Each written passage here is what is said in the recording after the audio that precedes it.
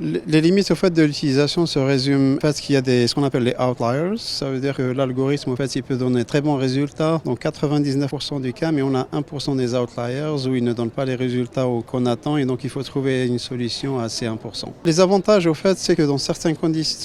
cas, le médecin en fait il essaie d'interpréter de façon donc visuelle ce qu'il voit sur les images et puis il peut louper des lésions qui sont de petite taille où le contraste n'est pas très élevé ou bien la résolution en fait ou la taille de la tumeur elle est en dessous de la résolution spatiale. Et puis l'IA, elle peut apporter une information complémentaire dans le sens où ça permet une meilleure détectabilité des lésions et une meilleure quantification. Les techniques au fait, qui utilisent l'IA permettent par exemple dans le contexte de ce qu'on appelle la théranostic. La théranostic au fait, c'est l'utilisation des molécules ciblées pour traiter certaines pathologies cancéreuses.